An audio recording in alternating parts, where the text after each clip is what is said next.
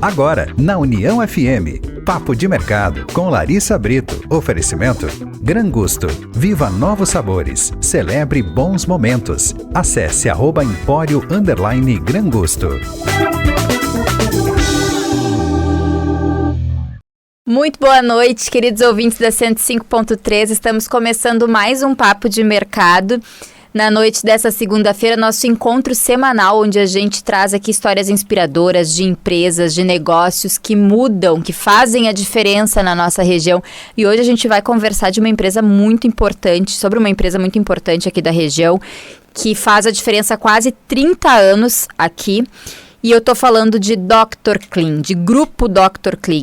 E para falar um pouquinho mais da história dessa empresa e do que vem por aí, tô recebendo hoje o diretor executivo do Grupo Dr. Clean, o Marcelo Dietrich. Muito boa noite, tudo bem contigo? Tudo bem, Larissa, muito boa noite. Muito obrigado pelo convite. Hoje vamos bater esse papo aí, ver se a gente consegue levar para os teus ouvintes um pouco do que está acontecendo na nossa empresa, mas também aqui na região, porque a gente acaba tendo influência em muita coisa por aqui. Marcelo, me conta um pouquinho mais do início da Dr. Clean, porque ela é uma empresa de quase 30 anos, né? A gente está falando de 96 quando começou, mais 96, ou menos, né? 96. Como que ela começou, onde ela começou e de onde surgiu a ideia? Por que se criar esse tipo de negócio de prestação de serviço na área da saúde? Bom, apesar de não ser médico, eu venho de uma família de médicos, né? Meu avô é médico, foi médico, meu pai é médico. E por influência direta do meu pai, né? A gente na época ele era bem mais ativo do que atualmente. E ele tinha conhecimento que viria uma nova legislação de planos de saúde, né? Que é a lei que vigora até os dias de hoje. E aí então se idealizou uma operadora de plano de saúde, que é onde tudo começa, né? Que é a Dr. Clean propriamente. E como que vocês começam? De onde vocês eram? De Porto Alegre vocês eram?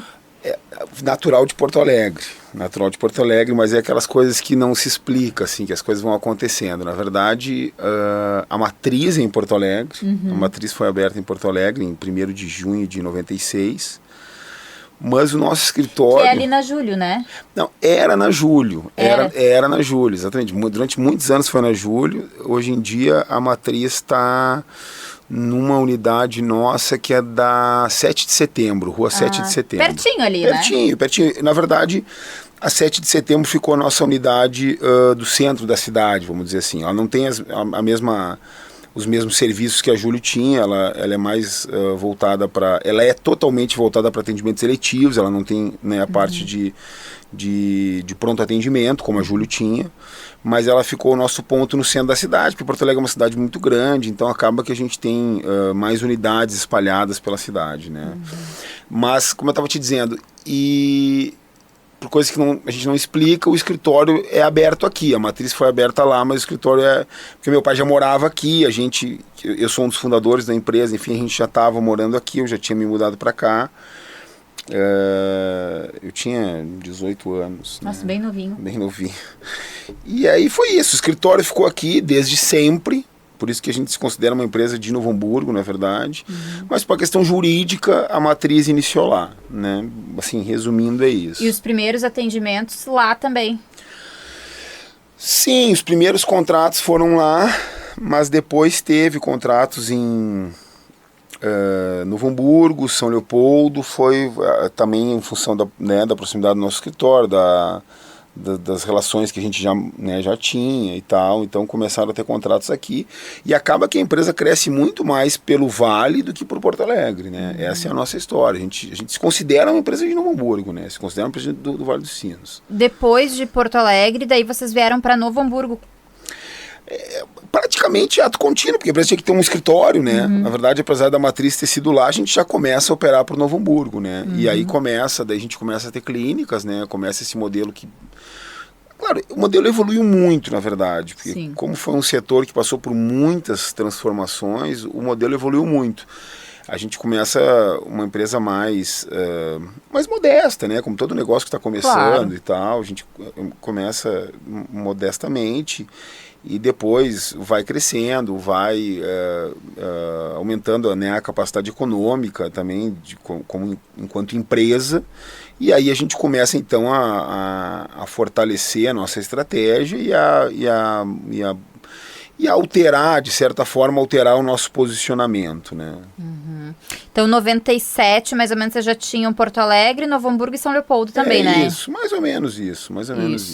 E aí depois vem outras cidades, né? Acho que 2000, vocês abriram novas unidades em Esteio, Estância Velha e Gravataí. Como que foi essa estratégia de expandir, assim, para Gravataí, Estância Velha, Esteio? E rápido, né? Se a gente for parar para pensar, uma expansão rápida, um negócio que foi crescendo de forma rápida, né?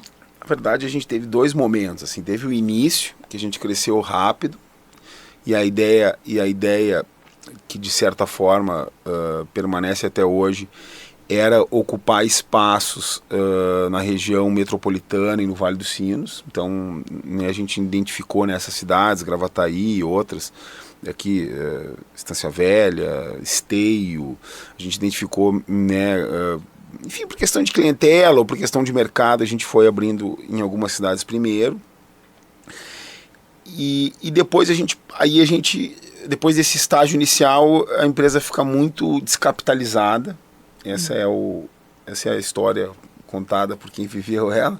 Não, e isso é muito legal de trazer, porque às vezes as pessoas olham, porque hoje, né, a Dr. Clean, ela tem uma robustez, então tu olha para uma empresa como a Dr. Clean, o grupo Dr. Clean, e tu imagina uma história de sucesso em cima de sucesso, né? Mas não foi bem assim. Pois é, então eu acho importante trazer isso, até para quem está empreendendo, às vezes está passando por essas dificuldades, né? Conta um pouquinho desses bastidores pra gente, desse lado B da empresa também. Pois é, a gente começa, expande rapidamente, como, né, tu comentou, a gente faz esse ciclo de unidades e aí começa a ter muitos problemas econômicos e financeiros, né, problemas de resultado negativo e também problemas de falta de caixa, né, de falta de liquidez. E aí a gente mergulha numa crise muito, muito ruim, muito difícil. De que ano a gente está falando mais ou menos? A gente está falando de 2002, 2003 até 2012. Né? Nossa, até bastante 2012. Tempo. Na verdade, desde o princípio a gente não teve resultado. Nesses primeiros anos a gente também não tinha resultado, mas como era uma empresa nova, relativamente nova, né, a gente ainda estava com a nossa capacidade de alavancagem, vamos dizer assim, né, se financiando em instituições financeiras, com fornecedores, eventualmente, né, tendo atrasos. Então foi um período que, vamos dizer assim, que a conta não tinha chegado ainda, né, nesse início. E depois, quando a conta chega e a gente não tinha outras formas de se capitalizar, que não pelo próprio resultado, como o resultado não acontecia desde a fundação da empresa, então a condição econômico-financeira foi se deteriorando, né? Foi se deteriorando, até que em 2011 a gente... Bom, e como a gente é uma operadora de saúde, a gente é uma operadora de saúde, e enquanto operadora de saúde a gente é regulado pela Agência Nacional de Saúde. Sim. Né? E aí, claro, quando começaram as dificuldades financeiras lá no início dos anos 2000, a gente começou a sofrer um processo administrativo junto ao órgão regulador, que começou a nos exigir, né, nos cobrar, melhor dizendo, né, o desenquadramento regulatório. Nós tínhamos que ter recursos para garantir nossas operações, nós tínhamos que ter indicadores, cumprir obrigações periódicas, e essas coisas todas não estavam sendo cumpridas pela nossa empresa, tudo decorrente da dificuldade, né? Bom, e aí esse processo se arrasta, vai ofício, vem ofício, aquela coisa de, né, hoje em dia está até mais rápido, mas ainda era na época do papel, né? Sim. E nos anos 2011, julho de 2011, a gente entra num procedimento de acompanhamento regulatório que chama direção fiscal. Né? A gente começa a ser acompanhado por um diretor da Agência Nacional de Saúde que acompanha o nosso negócio.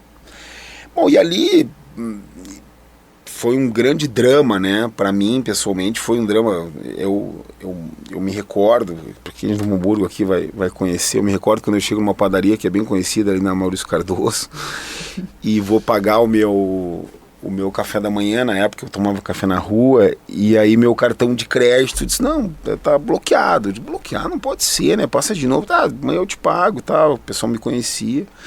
E quando eu chego na empresa, então está lá um diretor, uma pessoa nomeada pela Agência Nacional de Saúde, a secretária da empresa ali me chama e diz, Marcelo, saiu no Diário Oficial de hoje, né? A decretação da direção fiscal está aqui, o seu Antônio, que é o diretor fiscal que foi indicado, nomeado pela agência, ele veio aqui se apresentar para ti, está aqui a cópia do Diário Oficial e tal. Aí eu digo, bom, agora eu já entendi porque o meu cartão estava bloqueado, aí descobri que os poucos bens que eu tinha na época também estavam bloqueados, minha conta bancária tinha sido bloqueada, né, eu enquanto representante da empresa, né, perante a Agência Nacional. E ali começou um grande aprendizado, né? Um segundo ciclo, assim, e aí a gente teve que dizer assim, poxa, para aí, esse negócio aqui não adianta só crescer, a gente tem que crescer com resultado, porque a gente está lidando com o dinheiro das pessoas, né? Porque é isso, uma operadora de saúde capta o dinheiro das pessoas, né, dos associados, para que depois, quando eles precisam, a gente devolve aquilo em forma de tratamento. E os tratamentos de saúde são muito caros, eles são financiados por aquela empresa, né, que as pessoas ou as empresas em si confiaram, né, para depositar o seu recurso, para fazer a administração do seu recurso. E ali começa um capítulo bem emocionante do que aconteceu na prática, a gente quase quebra, né? Mas ao mesmo tempo foi aquilo que precisava para fazer a virada de chave. Para dar aquela guinada. Para dar aquela guinada, né? Porque era uma empresa familiar, a família tinha uma empresa que não estava profissionalizada, e aí, enfim, aí a gente tem uma reunião, né, familiar, e uma reunião daquelas assim que ninguém gosta muito de lembrar, né, do como é que foi, o que aconteceu, e aí a gente estabelece alguns critérios, dentre eles quem que continuaria trabalhando, quem que não continuaria trabalhando, como é que os papéis iam ser desempenhados, que não existia mais a possibilidade, não tinha mais espaço, né, para misturar questões familiares com questões empresariais. E para mim ali foi vamos dizer assim, o grande início, né, porque até então eu ainda estava muito imaturo como gestor, já vinha num processo de aprendizado nesses últimos anos em função desse acompanhamento que o órgão regulador estava fazendo com a nossa empresa. Mas ali foi vamos dizer assim, né, a formatura, minha formatura prática, né, enquanto gestor, né, diz, bom, agora ou vai ou racha, né. E aí a gente começa a entrar num outro capítulo da nossa empresa, um capítulo bem mais, enfim, que a gente tem bem mais orgulho, vamos dizer assim, né. Isso, em 2016, daí vocês completaram 20 anos, né? E aí teve uma espécie de renovação da marca, muito por causa desse processo também?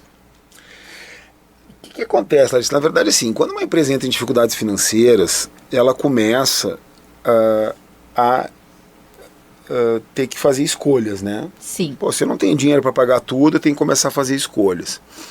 E essa dificuldade financeira, que, como eu disse, se arrastou desde o início dos anos 2000... Vocês chegaram a fechar alguma unidade nesse processo? Sim, esse processo.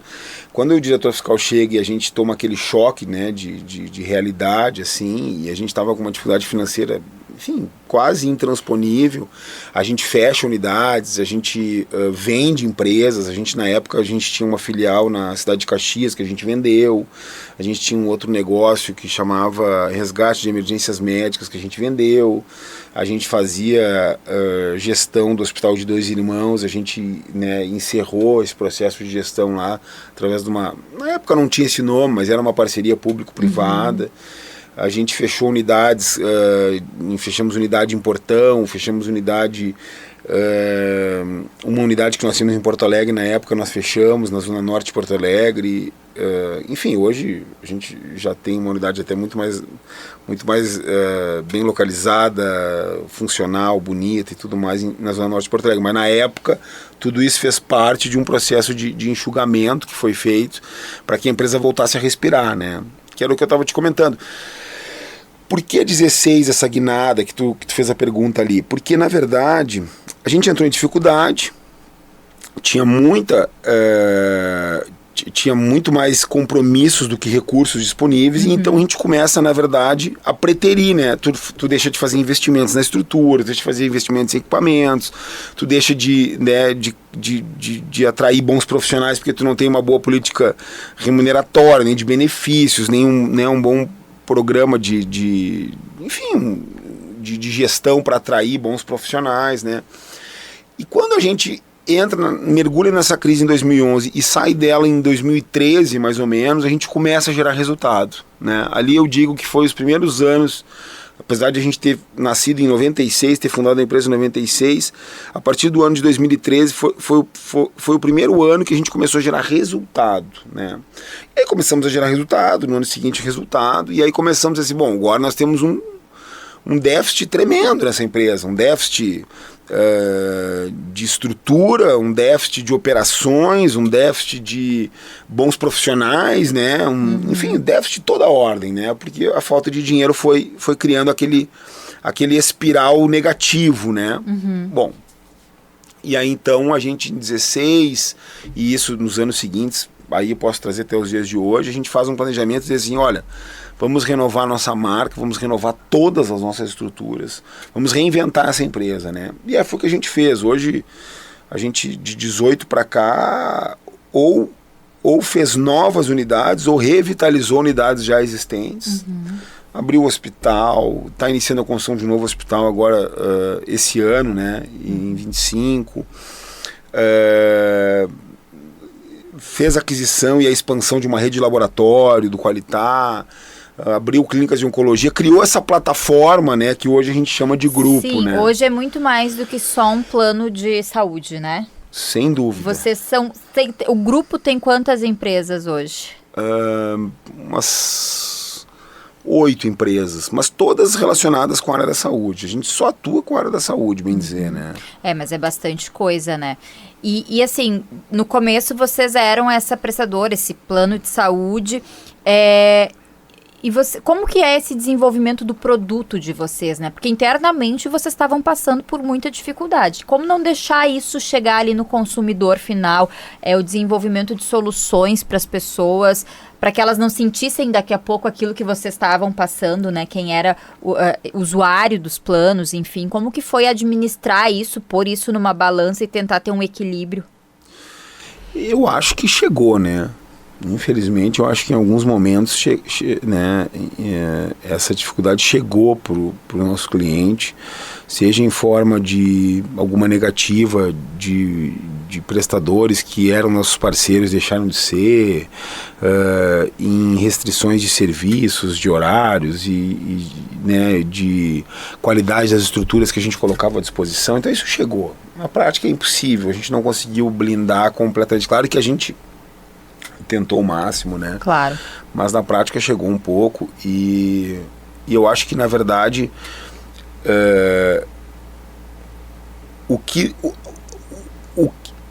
acho que o principal disso não é o quanto chegou ao cliente, é o quanto nós deixamos de fazer, né, para aperfeiçoar o sistema que nós colocávamos à disposição do cliente. Eu acho que isso foi muito mais agudo, vamos dizer assim, porque depois que a gente sai da dificuldade, aí a gente consegue perceber o quanto tinha para ser feito, né? Porque quando tem dificuldade de grana, tu acorda de manhã preocupado em pagar o boleto, preocupado em apagar um incêndio, né? E quando aquilo passa a ser uma tarefa corriqueira na tua empresa, né, regular, programada, ela passa de ter o teu foco, né? Deixa de ser uma preocupação, né?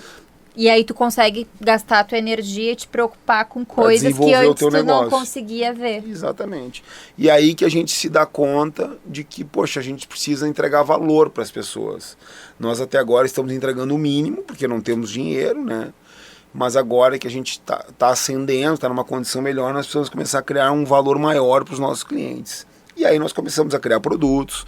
Hoje a gente, na verdade, compete com as principais empresas do mercado, coisa que naquela oportunidade, naquela época não acontecia. A gente fazia uma competição nivelada por baixo, né? Hoje não, a gente tem produto para a parte de operações de um cliente, para a parte industrial, para a parte executiva, né? Então hoje a gente tem produtos para todos os perfis praticamente, né? Se tu pudesse eleger dentro desse processo, assim, algum elemento que tenha sido aquele estalo, como que eu não tinha pensado nisso antes, como que eu não tinha visto isso antes, o que tu diria, assim, dentro de todo esse processo de sofrimento mesmo, de dor ali do negócio, quando tu te deu conta, se eu tivesse pensado nessa estratégia antes, talvez tivesse sido diferente, o que foi que foi essa virada de chave, assim?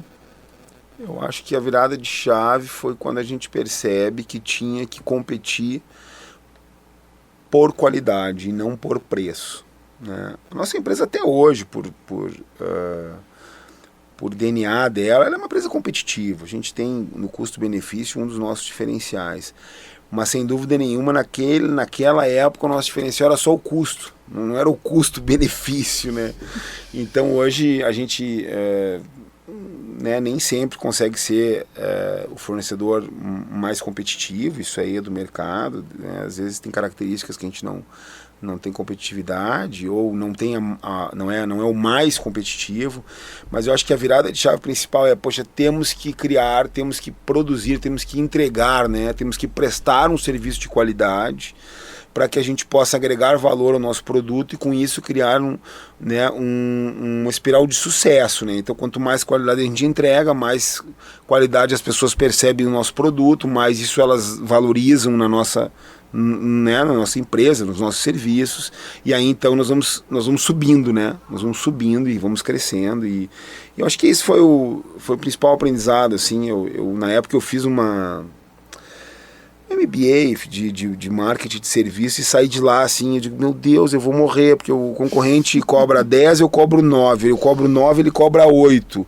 ele cobra 8, eu cobro 7, onde é que isso vai parar, né? Não, eu vou cobrar 10 e vou entregar por 10, meu primeiro desafio, né? Até o dia que eu vou cobrar 10 e quero entregar por 12, para ele perceber, mas eu tenho que cobrar o mínimo para que eu possa me manter, para que eu possa sobreviver e para que eu possa prover essa estrutura que o meu cliente espera que eu entregue para ele, né? Então acho que é isso. Dentro desse processo de estar muito focado na experiência do cliente, né? Aí a gente vê iniciativas como o Max Plaza em Canoas. Dentro desse processo, é um hub de saúde, foi inaugurado acho que em 2020, né? 2020. E isso faz parte desse processo também de ter uma experiência diferente para o usuário? Sem dúvida, né? É o hub da saúde, é a estratégia de ter unidades com estacionamento, é a estratégia de ter um layout, né, de operações padronizado e funcional, a estratégia de oferecer conforto para profissionais e clientes, né, a estratégia de investir em tecnologia.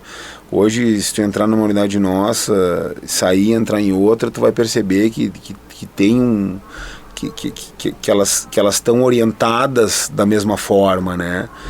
E então acho que é isso, na verdade a qualidade ela é a soma da cadeia de valores, né? Ela é a soma dos pequenos esforços, né? Então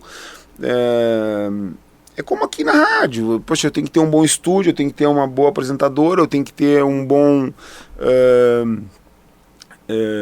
assistente de produção, né? Eu tenho que ter uma boa estrutura, eu tenho que ter uma boa gestão para que as coisas aconteçam, né,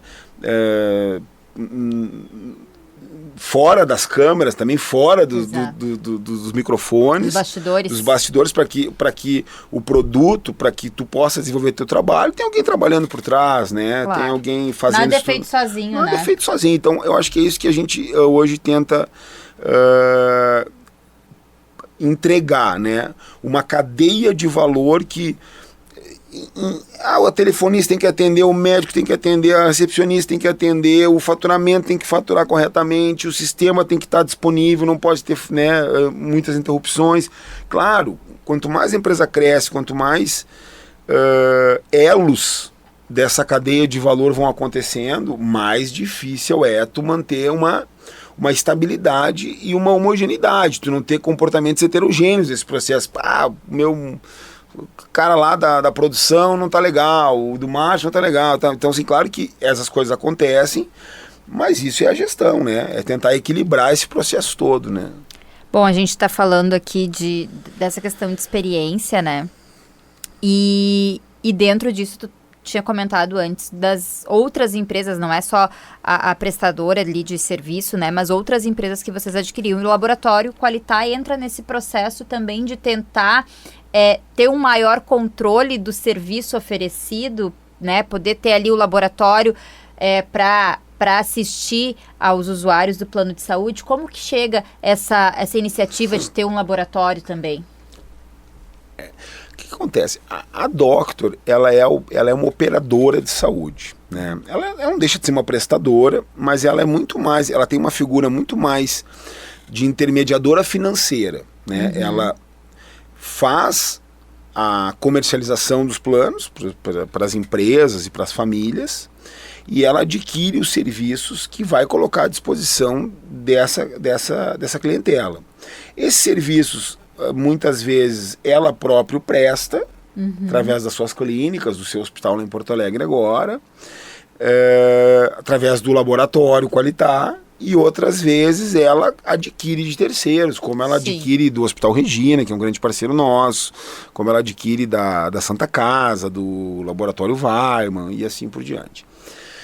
Dentro dessa estratégia de ser uma empresa que ofereça qualidade, mas também tenha bons preços para que as pessoas consigam acessar o plano de saúde. O plano de saúde é um artigo de luxo, ele está ficando cada vez mais caro, né? Então a ideia de investir em algumas prestadoras de serviço vem justamente com desse objetivo de ter o controle da parte do custo e ter também o controle da qualidade que está sendo oferecida, né?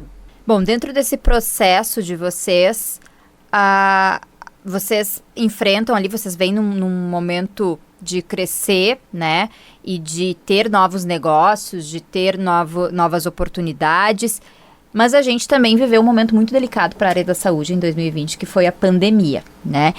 Mas a gente vai falar sobre isso no próximo bloco, porque a gente vai precisar bastante tempo, eu acho, para falar disso, e o Luiz Felipe já está me fazendo sinal que a gente tem que ir para o intervalo comercial. Então a gente vai para o intervalo comercial e no próximo bloco a gente vai falar de pandemia, a gente vai falar de hospital em São Leopoldo, de expansão e muitas outras coisas. Então não saiam daí. Bastou o sol raiar, que o gaúcho vai pro mar. Fique tranquilo numa boa, a Dr. Clean vai te cuidar. Dos vales à capital, serra ao litoral, da orla à redenção. Viva bem o teu verão, é Tramandaí, Xangri-Lá, Cidreira ou Capão, no Cassino ou Rio Grande. Viva bem o teu verão, é Tramandaí, Xangri-Lá, Cidreira ou Capão, no Cassino ou Rio Grande. Viva bem o teu verão. Dr. Clean, planos de saúde.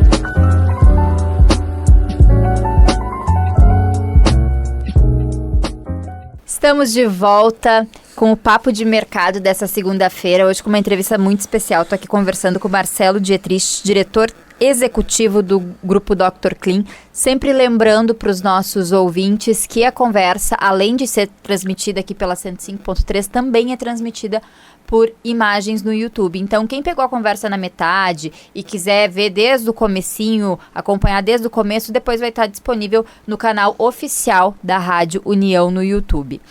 Bom, Marcelo, a gente encerrou o último bloco, fazer aqui uma pequena retrospectiva do que a gente falou, né? Tu falou desde a fundação da empresa, das dificuldades financeiras, que foram muitas, né? Que vocês passaram, e que impulsionaram, de certa forma, a expansão, porque através dessas dificuldades vocês tiveram que repensar o modelo de negócio, né? E ir para frente. E aí a gente estava chegando ali em 2020, que foi um ano desafiador para todo mundo, mas para o setor da saúde foi muito, né? Porque a gente está falando de pandemia. Como que foi para vocês esse período da pandemia? Eu acho que a pandemia teve dois momentos, né? Teve um primeiro momento onde o desconhecimento geral fez as pessoas circularem menos, né? Talvez o ouvinte, telespectador se lembre desse processo bem, né? Todos nós sofremos muito com isso. Então, primeiro, não podia sair de casa, não podia ter contato com pessoas. E aí, claro, o que isso aconteceu? Isso aconteceu que o vírus não circulava, mas as pessoas também não circulavam, né? Então os nossos atendimentos caíram bastante nos primeiros meses, vamos dizer assim, né? Até que aquilo era insustentável, né? O fica em casa era talvez uma medida inicial por falta de conhecimento, mas a longo prazo ficava insustentável. E quando as pessoas então começam a circular, o vírus começa a circular, né? E quando o vírus começa a circular, os doentes, enfim, os casos começam a acontecer. E aí, claro, e a gente vive então dois momentos bem distintos. Um primeiro momento onde acontece acontece um esvaziamento dos serviços de saúde, porque as pessoas não iam nem tratar Covid porque não tinham contraído o vírus, nem tratar outras patologias normais e recorrentes porque não saíam de casa, né? Então a gente sai de um esvaziamento que teve ali alguns, não me lembro agora, mas eu acho que até agosto, setembro a gente teve esse processo de 20, e depois o vírus começa a circular, as patologias que não tinham sido tratadas começam a ter que ser tratadas, né? Sim. Algumas delas detectadas tardiamente, né? Porque a falta de diagnóstico levou a diagnósticos tardios, né? A falta de acompanhamento. E aquilo então gera uma sobrecarga do sistema, né? Não só do nosso, mas de forma geral, de forma geral, né? Eu me recordo que a gente chegou a ter pacientes internados em ambulatórios, né? Locais que não eram apropriados para aquele atendimento, mas temporariamente, lógico, né, transitoriamente, até que se conseguisse um leito, porque tu não tinha muitas vezes a quem recorrer, porque eu digo assim, pô, liga para o hospital A, B, C, D, E, ninguém... Sim, era geral, né? Ninguém tem vaga mais para receber paciente, né? Então a gente... foi mais um aprendizado, mas eu te diria assim que foi um aprendizado que ele deixa...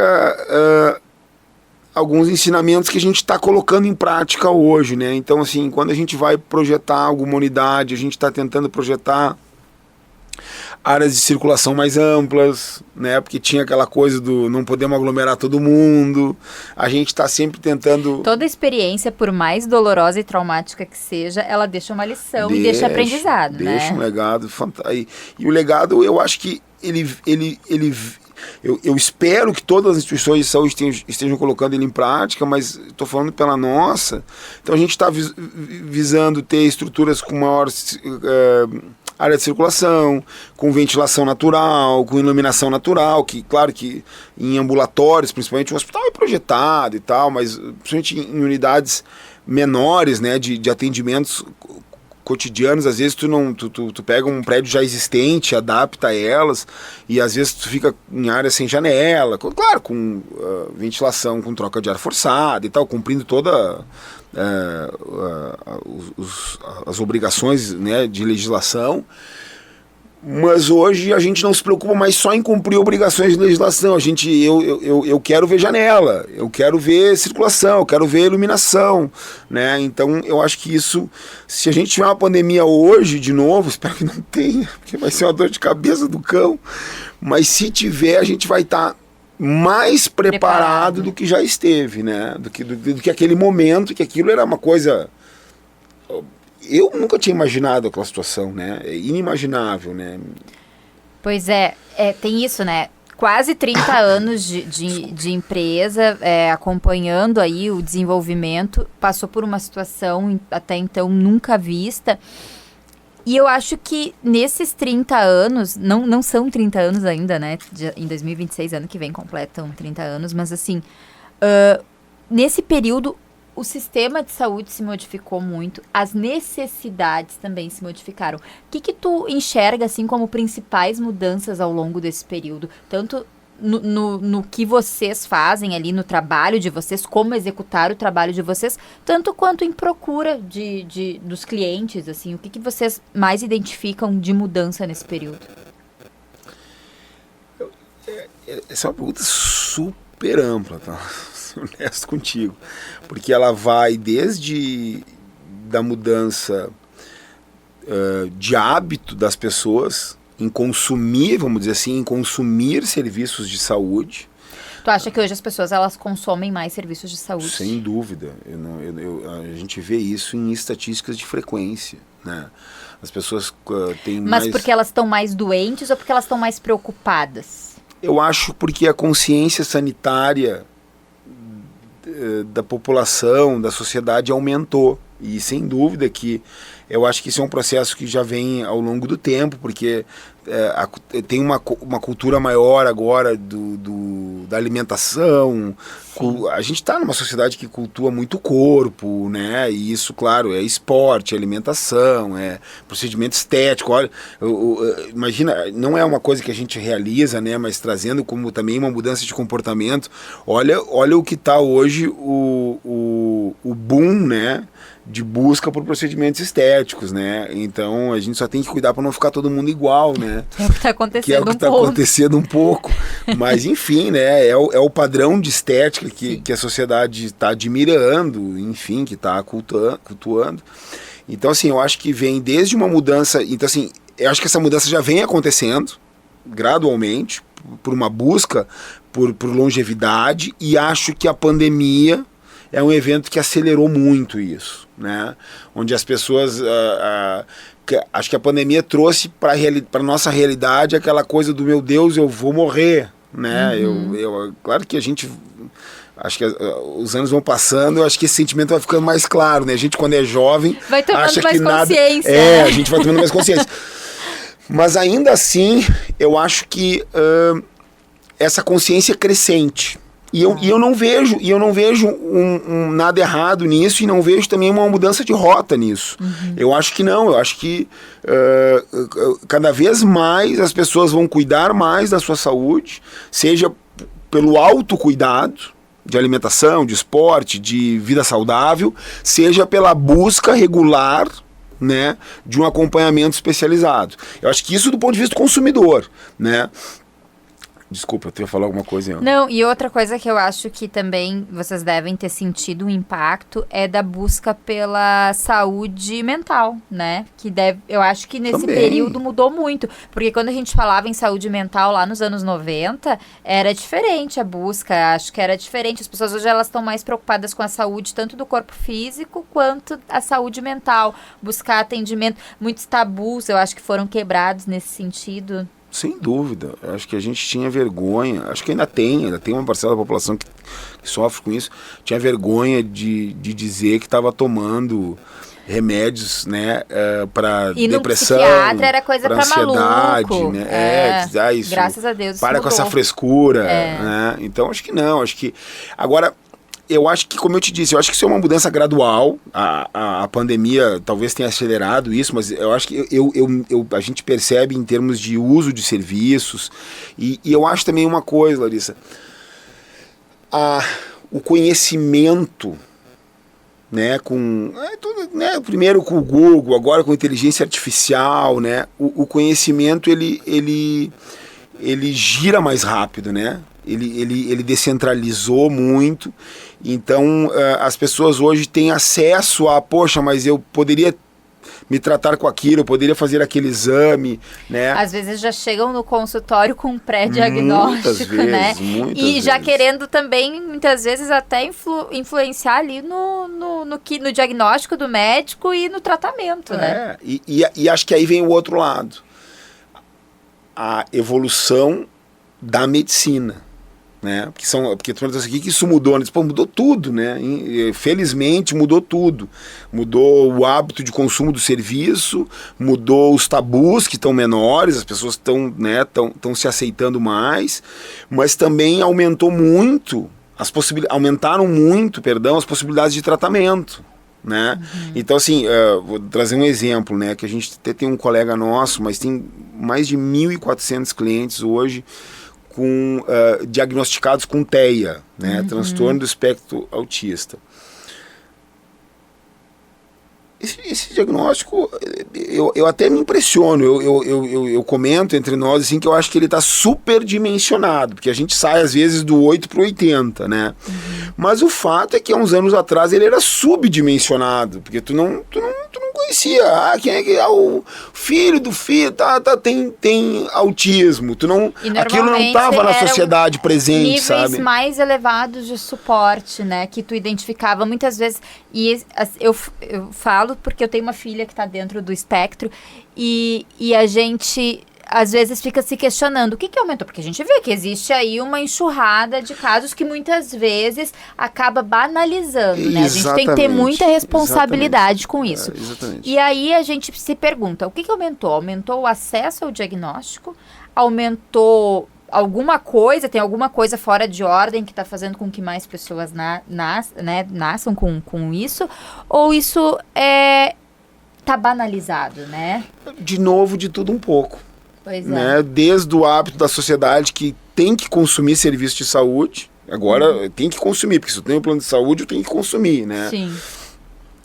Até o conhecimento das patologias e também passando pela oferta de serviços, né? É engraçado isso, né? Porque quando a gente faz um seguro da casa, do carro, a gente faz seguro na intenção de não usar. Eu não quero usar, vou fazer aqui por uma segurança, porque eu não quero usar. Mas com o plano de saúde, a mentalidade é um pouco diferente. Tô fazendo, tô pagando, eu quero usar tudo que eu tiver direito, eu quero fazer o check-up, enfim, então assim, por isso que eu digo, eu acho que de tudo um pouco. Agora, é fato, tem um fato nisso tudo.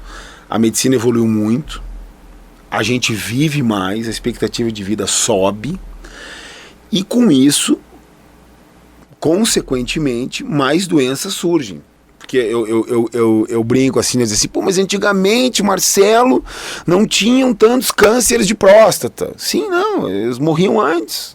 O câncer de próstata nem se manifestava, né? Não tinha tantos casos de catarata. Sim, catarata é uma doença de velho. Né? Gente, estamos aqui juntos nesse processo, mas é de pessoas com uma idade mais avançada, né?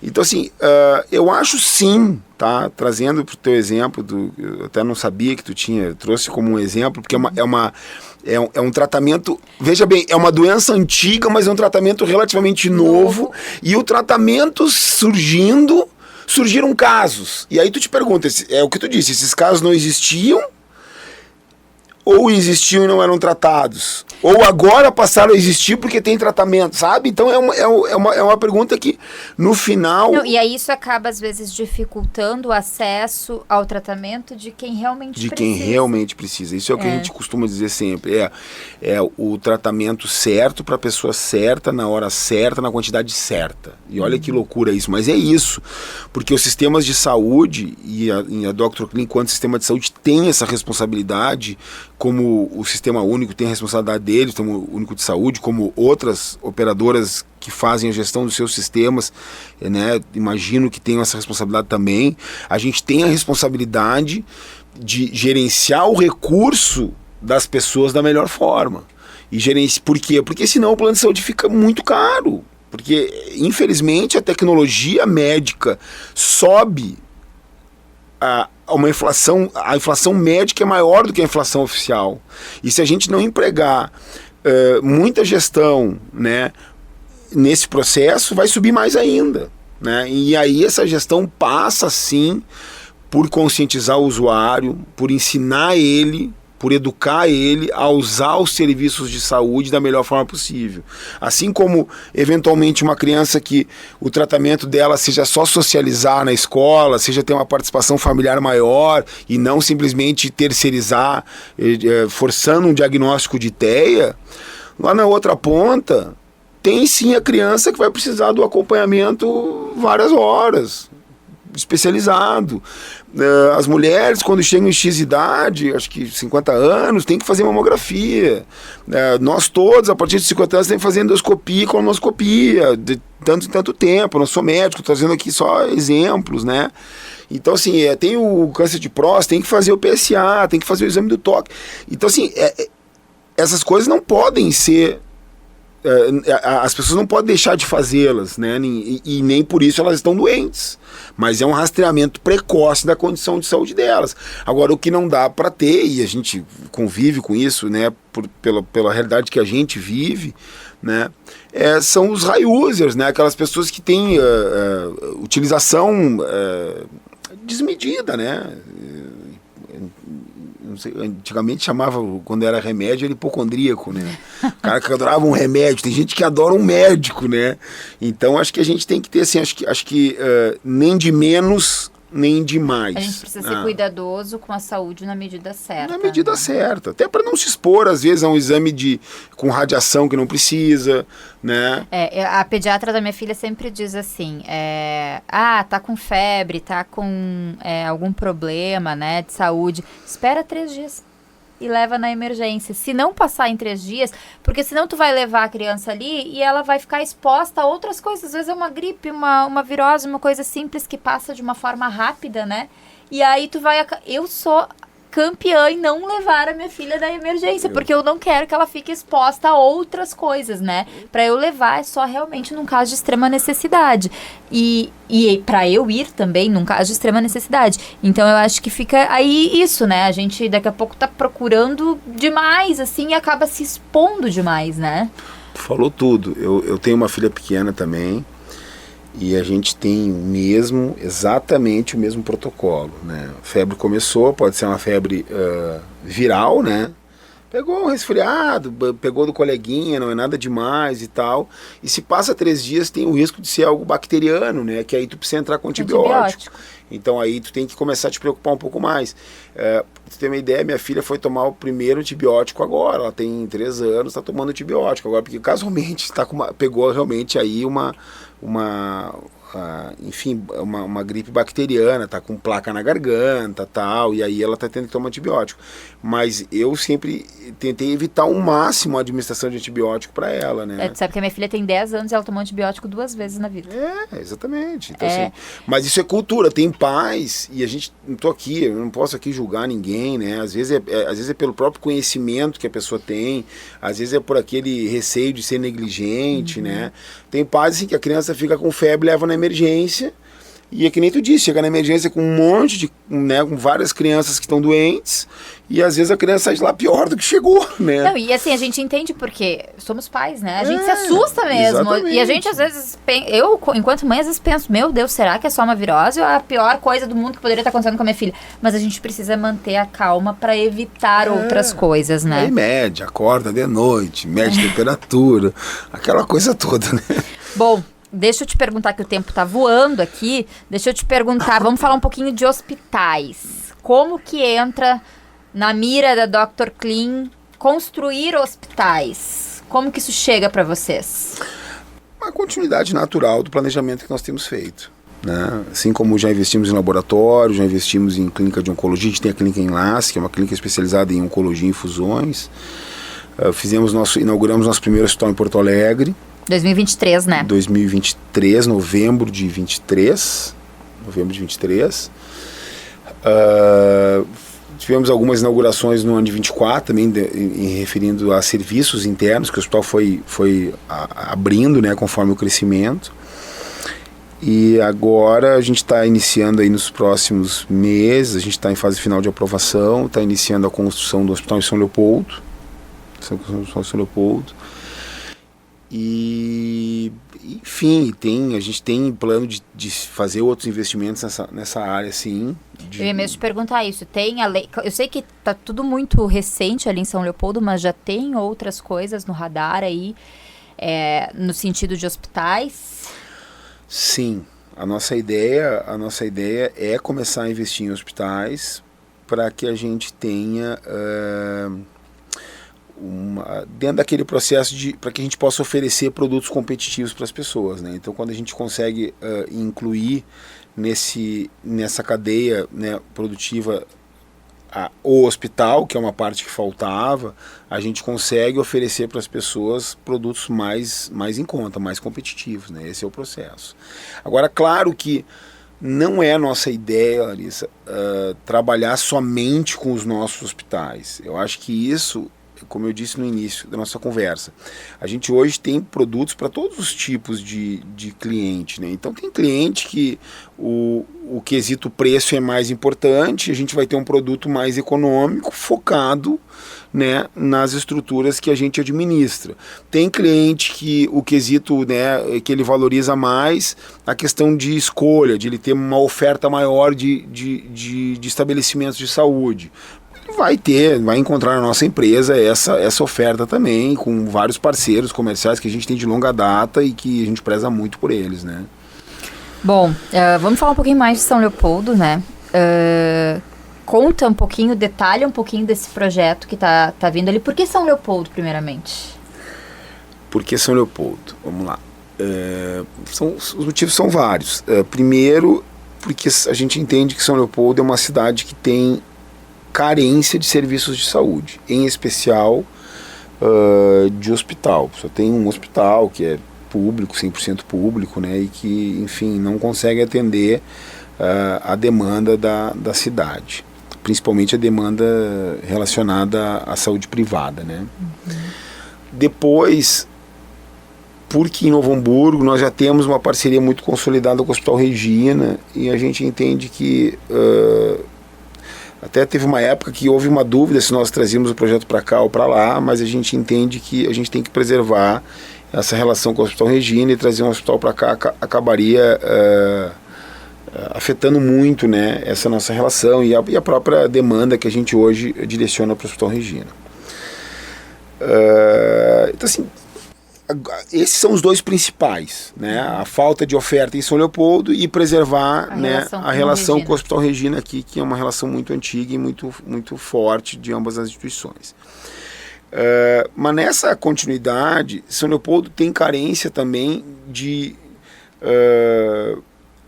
um centro clínico projetado para médicos, né? Tem carência também de centro de diagnóstico, não é só de hospitais. São Leopoldo, acho que hospital principalmente, por só ter um hospital público, mas a cidade de São Leopoldo é uma cidade que, comparativamente com Novo Hamburgo, comparativamente com uma cidade do porte de São Leopoldo, com o PIB de São Leopoldo tem carência de tem carência em diversas áreas de serviços de saúde, né? E eu acho que o nosso projeto vem para preencher essa lacuna, porque a gente fez um investimento bem alto num terreno que é grande, que ele fica bem localizado. Uma parte desse terreno ele foi feito uma parceria com uma construtora, né, com a LCB, que projetou um centro clínico com acho que 144 salas, se eu não me engano, e mais 16 lojas, tá? Então, para o nosso ouvinte entender, é um projeto parecido com o que o Regina tem ali do Centro Clínico Regina, onde os médicos vão estar centralizados ali junto com o hospital da Dr. Clean, né? Exatamente. E ali vai ter talvez serviço de laboratório, talvez farmácia, outros serviços relacionados à saúde nesse centro clínico. Exatamente. O teu exemplo é perfeito. Exatamente isso. Nós temos no térreo são 16 lojas, vai ter laboratório, vai ter restaurante, vai ter farmácia, vai ter lojas de artigos de saúde, né? Já foram todas comercializadas as lojas, para vocês terem uma ideia, tá? E depois tem, acho que são 8 ou 9 andares, eu não me recordo agora, acho que são 8, são 8 andares, se não me engano, que vão ter, então, consultórios para profissionais da saúde, não só médicos. De todas as especialidades. Médicos de todas as especialidades, mas de todas as áreas também, dentista, fisioterapeuta, nutricionista, psicólogo, fonoaudiólogo, terapeuta ocupacional, né? Então, está tendo uma aceitação fantástica, justamente porque São Leopoldo é carente disso, né? E claro, e ao lado, exatamente ao lado, né, a gente vai erguer o hospital. 128 leitos, né? E eles são 2 etapas. Essa primeira etapa, ela tem uma torre, depois é feita a segunda torre. No total, são 128 leitos. E então vai trazer uma comodidade, uma conveniência, né? uma funcionalidade muito boa para pacientes e médicos, né? Porque o médico vai atender no consultório, vai ter o acesso ao hospital para né, para executar os seus procedimentos. Os pacientes que precisarem fazer algum exame mais complexo vão ter o hospital do lado, se precisarem fazer uma cirurgia, o hospital... Enfim, a gente quer transformar aquilo ali e não por acaso o terreno está situado a uma quadra do Hospital Centenário. Então a ideia também é transformar aquela região da cidade num cluster de saúde, né? Eventualmente profissionais que atendam também no hospital público, eles vão caminhando para o seu consultório depois, ou faz uma cirurgia de manhã no hospital da Dr. Clean, à tarde pode estar fazendo uma cirurgia no Hospital Centenário. Então, facilidade para todo mundo, para os médicos, os profissionais da saúde e, claro, também para a população, né? Sem nem falar que tem estacionamento, tudo mais, né? Todas as facilidades. Deixa eu aproveitar que, enquanto a gente ainda tem uma migalha de tempo, hoje vocês estão em quantas cidades? Com estruturas próprias, acho que umas 15 cidades, um pouquinho, talvez, em torno de 15, um pouquinho menos, mas que a gente comercializa planos de saúde umas 40, 50 cidades hoje, né? E tem previsão de expansão para cidades onde vocês ainda não atuam? Tem, a gente recentemente abriu uma operação em Rio Grande. Região sul do estado. Região sul do estado.